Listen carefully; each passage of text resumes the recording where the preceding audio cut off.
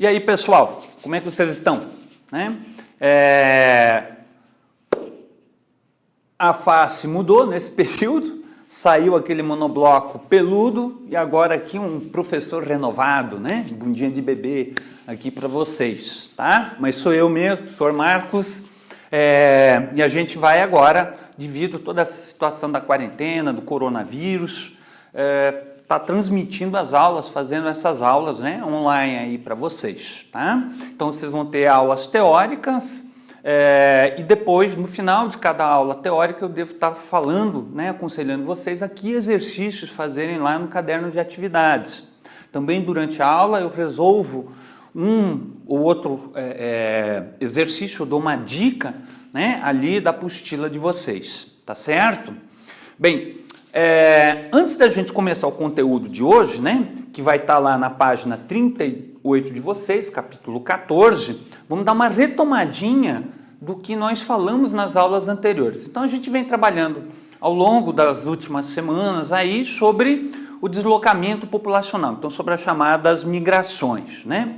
Lembra, gente, que as migrações, elas podem ser, em termos espaciais, de dois tipos, né?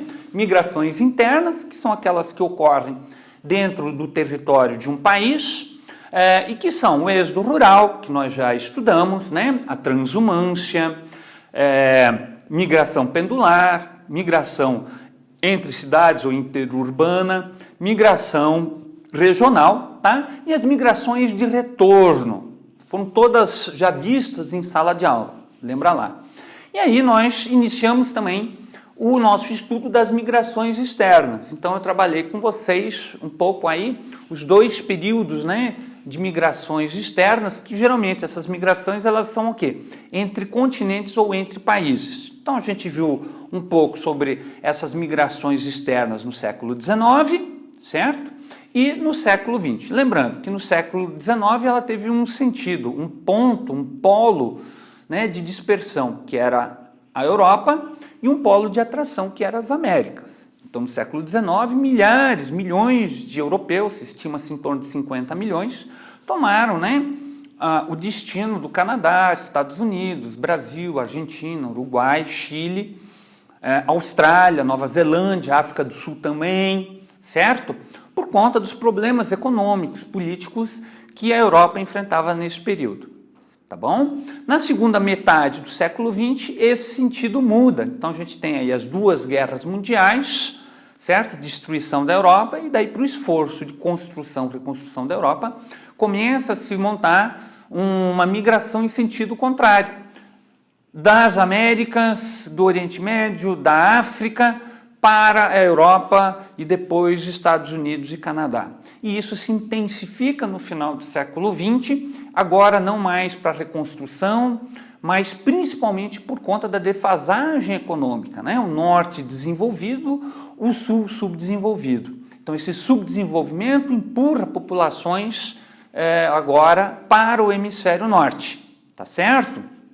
Então, o que era anteriormente um centro de atração, que foi o Brasil no século XIX, passa a ser um centro de dispersão no final do século XX e início do XXI, tá bom? Então a gente parou aí, a gente comentou esses movimentos, tá? Hoje nós vamos tratar do quê? Nós vamos tratar um pouco dessas consequências dessa migração externa do final do século XX, início do XXI, né? Inicialmente, como eu falei para vocês, esses imigrantes em muitos casos foram convidados, principalmente nos anos 50, 60, até o início dos 70, para o esforço de reconstrução. Então a gente tem que lembrar que a Europa em particular estava destruída, certo? Você tinha ali a necessidade de mão de obra para reconstruir estradas, casas, toda a infraestrutura, certo? E a mão de obra na Europa não era suficiente. Lembrando que nós tivemos um grande contingente de europeus, homens, que morreram durante o conflito. Então havia uma necessidade de mão de obra. Tá? Então foi convidado quem? Olha só, eles foram convidados inicialmente. Caribenhos a irem para o Reino Unido, argelinos, marroquinos a irem para a França, turcos irem para a Alemanha. Então, inicialmente, esse movimento ele foi um movimento dentro das normas, das leis de imigração de todos esses países, e essas pessoas foram recebidas, né, nesses países. É só lembrar que os filhos e já netos desse pessoal, desse primeiro movimento, são conhecidos principalmente no esporte. Você pega lá na Inglaterra o Lewis Hamilton, o pai dele era caribenho, veio com os pais dele lá no início, no início dos anos 50 do Caribe. Tá? Você pega a equipe alemã vencedora de 2010, né? Aquele maldito 7-1 lá, Ozil, por exemplo, é descendente de turcos que foram para a Alemanha. E o Zidane, que sempre foi nosso carrasco no futebol, descendente de argelinos que migraram para a França dentro desse contexto que vai até ali o final dos anos 60 e iniciozinho dos anos 70. A partir dos anos 80, 90 e 2000, esse quadro muda, certo? Ou seja, começa a haver uma certa hostilidade a esses grupos que já estavam lá enraizados e a tentativa de dificultar novos imigrantes, tá, virem do terceiro mundo. Então você começa a ter também um humor na sociedade europeia, assim também como na sociedade norte-americana, tá? Os humores começam a mudar. Os Estados Unidos, por exemplo, que sempre foi muito de braços abertos, tem como uma das suas marcas a valorização da imigração, dos imigrantes que ajudaram a construir os Estados Unidos potência, começam a partir aí dos anos 90, 2000, assim como na Europa, a ter uma outra relação com os descendentes desses primeiros imigrantes e os novos imigrantes que estão chegando. Em muitos casos, esse sentimento é chamado de xenofobia. Então aqui eu coloquei uma definição de xenofobia, também está ali na apostila de vocês, na verdade eu retirei da apostila. Tá? Seria o quê? Atitude ou aversão e hostilidade a grupos ou indivíduos, né, alimentada por nacionalismo extremo. Então você tem as pessoas, população tradicional desses países desenvolvidos, Estados Unidos e a Europa ali, se sentindo ameaçados por parte da chegada e da presença desses imigrantes. Por que que lá atrás eles não se sentiam ameaçados e por que hoje eles se sentem ameaçados, chegando a esse sentimento extremamente avesso a estrangeiro, que pode levar inclusive a conflitos, né, sérios com morte de pessoas? É porque o mundo mudou, certo?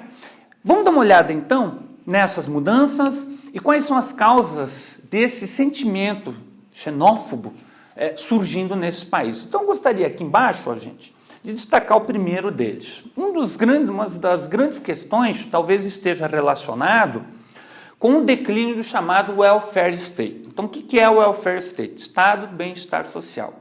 Então, até a década de 80, havia um conforto generalizado das populações na Europa, nos Estados Unidos, Canadá, Austrália, Japão, Nova Zelândia, em que você tinha um Estado que concedia uma série de direitos à sua população.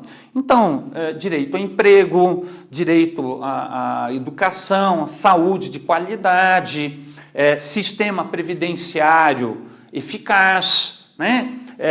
Sistema também de qualificação da mão de obra, enfim. Você tinha uma estrutura estatal que suportava, tá, uma vida confortável com uma grande massa de assalariados nesses países, que a gente chama, né, genericamente aí, de classe média. A partir dos anos 80, o que nós temos? Nós temos na Europa e nos Estados Unidos a deflagração do que nós chamamos de neoliberalismo, ou seja, as teses defendidas pela Escola de Chicago, lá dos Estados Unidos, né, pelo economista Milton Friedman, sendo aplicadas nos Estados Unidos com o mandato de Ronald Reagan e na Inglaterra com o mandato da primeira-ministra Margaret Thatcher. Dentro da ótica deles, esse estado de bem-estar social tinha que ser desmontado para que as forças do capitalismo fluíssem melhor, abrissem concorrência e, segundo eles, gerariam mais riqueza e prosperidade. O problema é que esse sistema, né, de proteção social, ele tem sido desmontado de alguns anos para cá. E hoje muitos europeus, muitos americanos se veem, né, na condição igual de um imigrante recém-chegado. Tá? E isso gera, por parte de alguns, uma revolta muito grande. Então, o primeiro ponto aí seria o desmonte dessa estrutura do estado de bem-estar social. Tá? Mas claro que não é só isso, certo? Segundo ponto importante, acompanha aqui comigo, gente, é o aumento do desemprego estrutural. Então, junto a essas políticas de desmonte, né, que eu acabei de falar aqui para vocês, da Thatcher e do Reagan, os dois símbolos, principalmente ali nos anos 80, o neoliberalismo também vai atacar outras questões, entre elas a livre circulação de bens no planeta, então a necessidade de abertura de mercados, tá? E com isso uma intensificação do fenômeno que nós chamamos hoje de globalização, tá bom? Essa globalização, ela fez com que a estrutura industrial ela começasse a mudar. Primeiro, fábricas sendo transferidas de locais de mão de obra, de custo de mão de obra mais alta, para locais com custo de mão de obra mais baixo.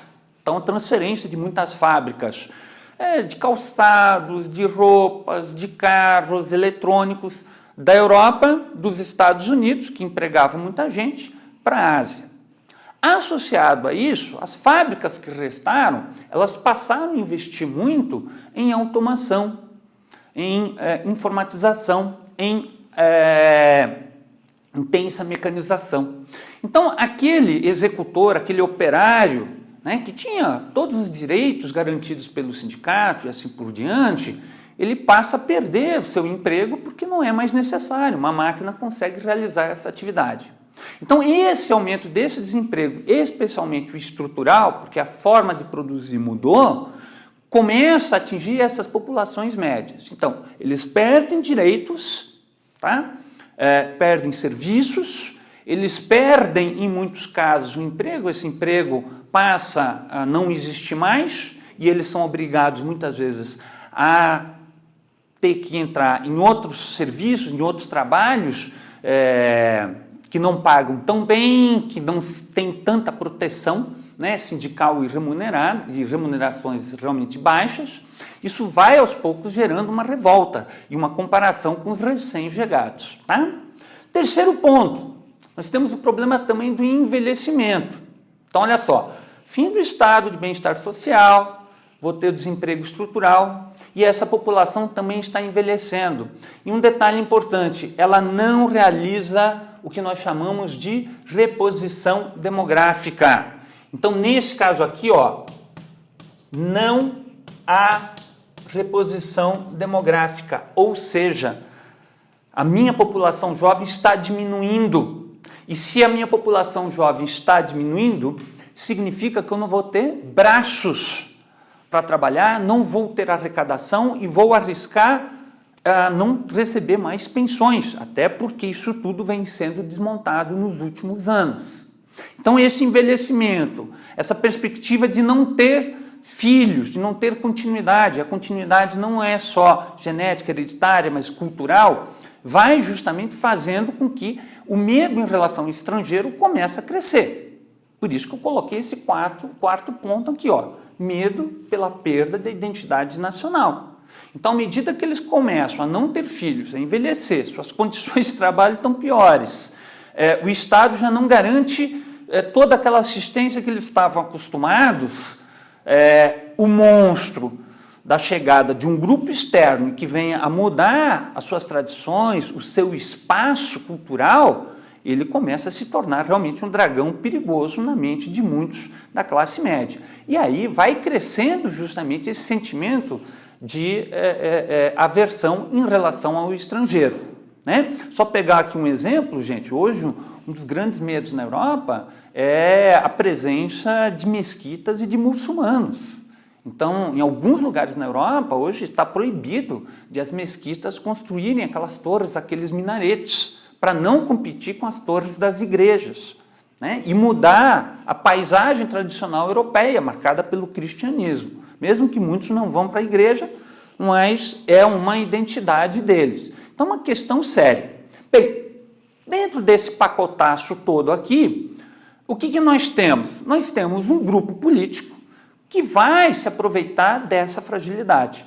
Então nós temos agora a ascensão de uma nova direita, de uma extrema-direita populista, que vai manipular esses temores e esta realidade, fazendo com que as populações hostilizem, né, realmente os estrangeiros.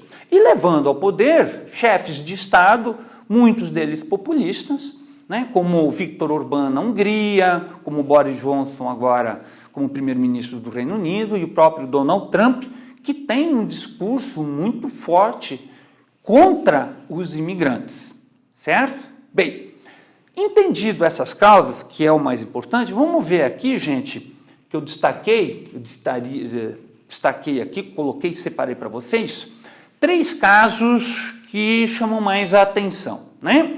Então, o primeiro caso aqui, que tem relação com todas essas causas, é a questão dos Estados Unidos e a fronteira com o México, tá? Então, o México tradicionalmente sempre foi uma fornecedora de mão de obra barata para os Estados Unidos. Essa mão de obra barata, ela na verdade, faziam tarefas sazonais ali nos Estados Unidos e posteriormente foi se fixando definitivamente. Então, eram chamados de braceiros. Então, eram trabalhadores que vinham do México e que no sudoeste dos Estados Unidos colhiam tomate, pepino, enfim, faziam parte de um processo de sazonalidade ali, de colheita de verduras, frutas no sudoeste dos Estados Unidos. Muitos desses braceiros não retornaram mais ao México, passaram a criar raízes nos Estados Unidos e a se fixar lá. Então, quando você vai no sudoeste hoje dos Estados Unidos, nós temos um contingente muito grande ali de hispânicos, né, presentes. Hoje a gente estima-se, né, que cerca de 13% a 14% da população americana seja hispânica. Tanto é que nas campanhas eleitorais americanas, elas são às vezes bilíngues, feitas em espanhol e feitas em inglês, perdão. Tá? Então, há uma questão hoje séria por relação a essa fronteira com o México, de inclusive se fazer um muro, que é o que o Trump propõe aí, né? Segundo ponto, a saída do Reino Unido da União Europeia. Ela se deve principalmente ao fato de os ingleses não estarem aceitando as políticas imigratórias da União Europeia. E por isso, né, o apoio à saída, para resolver justamente conter esse fluxo de pessoas vindo da África em especial, né, para dentro da comunidade europeia. E por último, gente, a União Europeia e o chamado espaço Schengen. Cuidado com esse nome aqui. A União Europeia, ela tem um tratado chamado Schengen que permite a livre circulação de pessoas no bloco, sem você precisar usar passaporte. E muitos europeus dizem que esse tratado é o responsável pela questão hoje da presença de muitos imigrantes. Então, o que eles querem? Eles querem restrições à entrada desses imigrantes e à circulação das pessoas dentro da Europa. O que a União Europeia considera como um retrocesso no processo de integração deles. Tá? Bem, a respeito de xenofobia, dessas questões aí, a aula seria o contexto aí que eu quero trabalhar com vocês. Eu peço que vocês deem uma olhada, uma lida nesse material da apostila, né? E tentem fazer as questões ali no caderno de atividades, os exercícios 6 e 9 na página 18 e 19 lá da apostila, tá? Para fechar a aula, gente, vamos dar uma olhada ali numa questão que vocês têm na apostila de vocês, lá na página 48, certo? Questão 3, que diz o seguinte, né? O xenófobo acredita que se seu país fechar as fronteiras impedindo as imigrações ilegais, o problema do desemprego interno estará resolvido. Justifique as razões pelas quais esse raciocínio não é correto. Tá? Então, dentro daquilo que vocês viram na aula, vocês vão aí colocar né, a posição de vocês com relação a se realmente isso é real. né? Se realmente os imigrantes são tão responsáveis por esses problemas que existem nesses países desenvolvidos. Não, né? A gente viu aqui na apostila, na aula, não na apostila, perdão, que as causas são muito mais profundas e têm a ver, inclusive, com modelos econômicos aí envolvidos, tá bom? Gente, até a próxima, um abraço para vocês, certo? E bons estudos!